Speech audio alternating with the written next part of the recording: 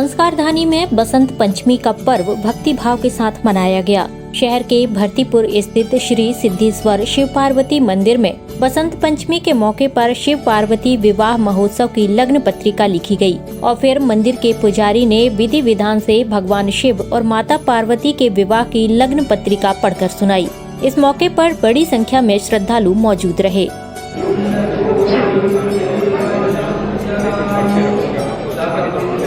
फागुन कृष्ण पक्ष एकादशी दिन बुधवार 6 मार्च का मंडप कृष्ण पक्ष द्वादशी दिन गुरुवार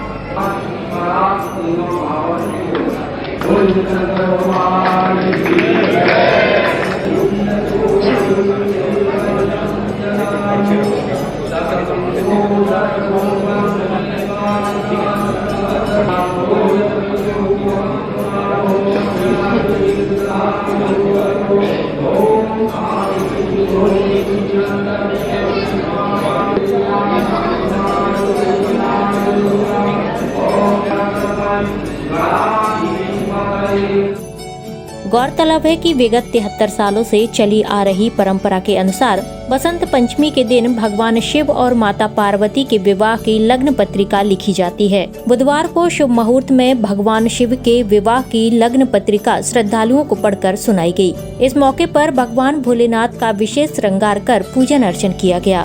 साथ ही मंदिर में श्रद्धालुओं के द्वारा भजन कीर्तन भी किया गया। 8 मार्च को महाशिवरात्रि के मौके पर भगवान शिव और माता पार्वती के विवाह की रस्म पूरी होगी। हर बार की तरह इस बार भी शिव पार्वती विवाह महोत्सव के उपलक्ष्य में मंदिर में 5 दिवसीय कार्यक्रम आयोजित किए जाएंगे, जिसके तहत 6 मार्च को मंडप, हल्दी आदि कार्यक्रम के बाद 8 मार्च को महाशिवरात्रि के दिन भगवान शिव की गाजे बाजे के साथ भव्य बारात निकाली जाएगी। नगर भ्रमण के बाद मंदिर में बारात का समापन होगा, जहां विधि विधान से भगवान शिव और माता पार्वती के विवाह की रस्म पूरी कराई जाएगी और फिर विदाई कार्यक्रम होगा। यह बारात जो है, ये समझ लीजिए वरन संस्कार धान ही नहीं है, पूरे मध्य प्रदेश में चर्चा का विषय है। अब आप समझ लीजिए कि एक पहली बारात निकलती थी टिहरी गढ़वाल हिमाचल में, उसकी प्रेरणा से हमारे बुजुर्गों ने उसकी परंपरा की नींव डाली। आज इतना विशाल हो गया, दशहरे का रूप ले लिया है। और ये 5 दिवसीय कार्यक्रम होता है।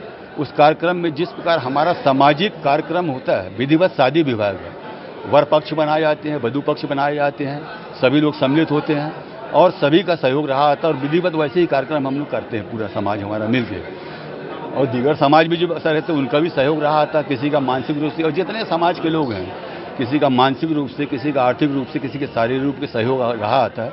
क्योंकि मनुष्य की 108 शादियाँ और भगवान की भोलेनाथ की एक शादी के बराबर का एक कार्यक्रम होता है। बहुत विशाल कार्यक्रम है और उस कार्यक्रम में सभी का सराहनीय योगदान रहा आता है। यह बारात जो 6 तारीख को निकले, 8 तारीख को बारात निकलेगी, विधिवत अपने निर्धारित मार्ग से होते हुए फिर इस मंदिर में आएगी।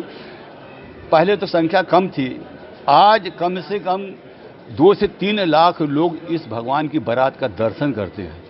30 से 40 हज़ार लोग उस बारात को रोक के पूजन करते हैं। पूजन करने के बाद फिर जाके व्रत अपने करते हैं। एक बार ऐसा हुआ था सन 92 के लगभग, बारात को हम लोग फुहारे से वापस लेके आ गए थे, तो कम से कम 2 से 3 हज़ार 2,500 लोग यहाँ पर आए पूजन करने के लिए। हम लोग व्रत रखे हुए, एक सौभाग्य था, भगवान की इच्छा थी, बारात यहाँ पर आ गई। और यहाँ रात्रि सुबह 4 बजे के लगभग बारात आती है, फिर द्वारचार होता है।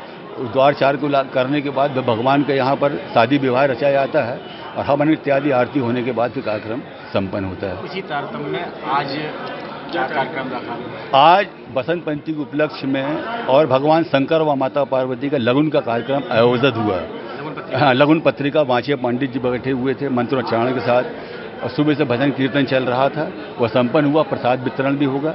और आप लोग, मैं आपके मीडिया से माध्यम से सारे संस्कार धानी वासियों को निवेदन करता हूँ और आह्वान करता हूँ, कृपया जिस बारात की प्रतीक्षा आप लोग इतने वर्ष से करते चले आ रहे हैं, वो फिर प्रारूप होगी और नए नए रूप में निकलेगी। अच्छी से अच्छी झांकियाँ देखने को मिलेंगी आप लोगों को। कुल मिला के ऐतिहासिक होने वाला। हाँ, ऐतिहासिक रहेगा, ऐतिहासिक रहेगा। प्रतिवर्ष के अनुसार इस वर्ष भी बसंत पंचमी के उपलक्ष्य में खटी सोंका समाज के द्वारा शिवरात्रि के उपलक्ष्य में आज शंकर जी की विधि पूर्वक से लगन कराई गई, जिसमें बड़ी रूप से सभी श्रद्धालु उपस्थित हुए। विधि पूर्वक जैसे आम जन की शादी होती है, ऐसे भोलेनाथ पार्वती मैया की भी शादी होगी। 8 तारीख को यहाँ पर भोलेनाथ की बारात निकाली जाती है। इस बारात में अनेक प्रकार की झांकियाँ रहती है जो विभिन्न मार्गों से निकलती है और श्रद्धालु उनका दर्शन करते हैं।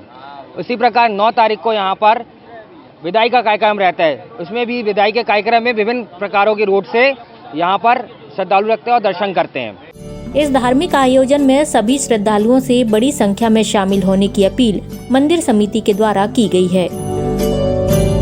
SK news live, Jabalpur.